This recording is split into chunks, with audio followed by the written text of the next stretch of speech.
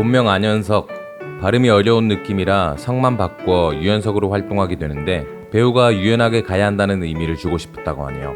데뷔작인 올드보이에서는 크레딧에 안현석으로 올라가게 됩니다. 사투리, 교수이신 아버지를 따라 진주에서 성장하게 됩니다. 덕분에 네이티브 사투리를 구사할 줄 알게 되는데 재수하는 형을 따라 서울로 전학을 가게 되면서 서울 생활을 시작하게 됩니다.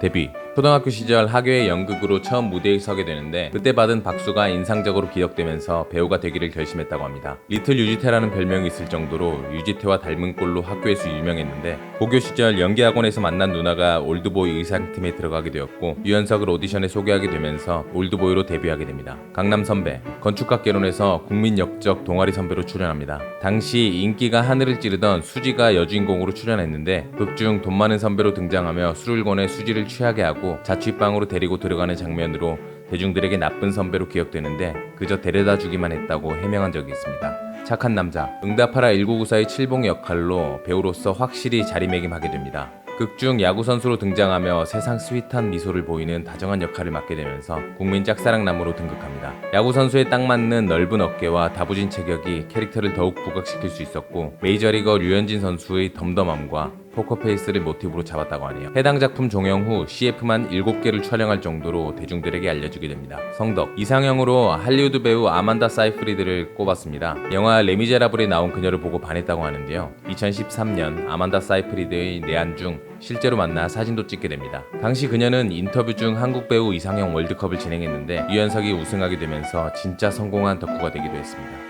키스 장인, 작품 속의 키스씬이 있을 때마다 화제를 불러일으킬 정도로 키스 장인이라는 별명을 가졌습니다. 한 예능에 출연한 당시 게스트로 나온 오만석은 키스하기 예쁜 입술, 키스를 부르는 입술이라고 극찬하기도 했으며 본인만의 키스 비법은 액션 촬영하듯이 합을 짜서 고개를 이쪽으로 한번 저쪽으로 한번 이런 식으로 찍으면 잘 나오더라며 꿀팁을 공개했습니다.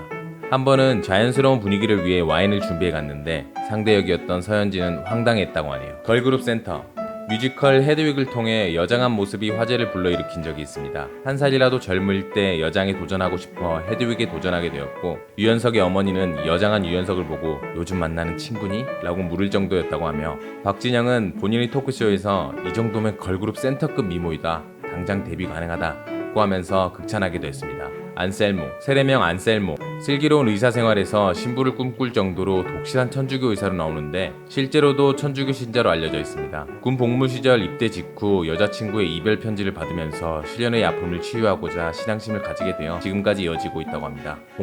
봉사활동과 유기견에 관심이 많습니다. 실제로 8년 동안 유기견을 키운 적이 있고 2014년에는 바쁜 틈에도 에티오피아에 봉사활동을 다녀오기도 했습니다. 당시 만나게 된 아이들을 통해 보고 듣고 느낀 것들을 기록하면서 유연석의 드림이란 이름으로 포토 에세이를 출간했고 판매 수익금은 에티오피아 아이들을 위해 전액 기부하고 있습니다.